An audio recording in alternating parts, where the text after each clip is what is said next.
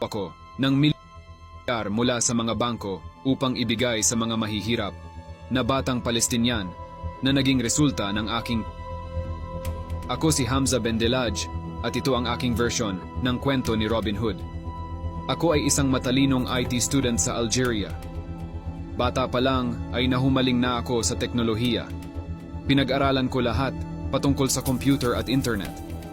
20 years old ako noon nang sumabak ako sa buong buhay ko ay nagkaroon ako ng malalim na empatiya para sa mga kapuspalad na katulad ko, lalo na sa mga bata mula sa Palestine.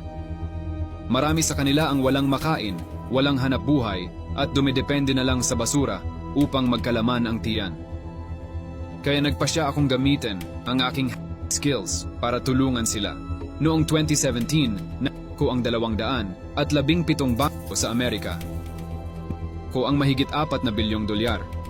Hindi ako nagdalawang isip at agad akong nagpasya na ibigay ang lahat ng pera sa mga kawanggawa sa Palestine. Sa kabila ng aking pagtatago ay din ako ng mga autoridad. Binigyan ako ng hukom, ng hatol na dahil maraming negosyo sa mundo ang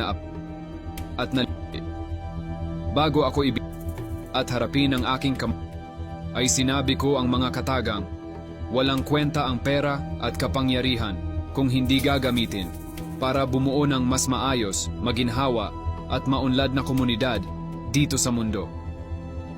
Pagkatapos kong banggitin ito, sa harap ng media, sa harap ng libo-libong taong nanunood, ay nakangiti akong naglakad patungo sa site. Masaya ako dahil alam kong nakapagligtas ako ng mga batang nagugutom at nakatulong sa mga taong naghihirap sa Palestine. Di nagtagal, naging social media sensation ako na may milyon-milyong taong humanga at pumuri sa aking nagawa.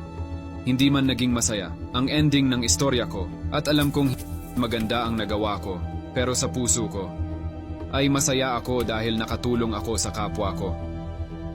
Marami ang nagsasabi na hindi makatarungan ang naging hatol sa akin. Kayo, ano ang inyong opinyon sa hatol ko?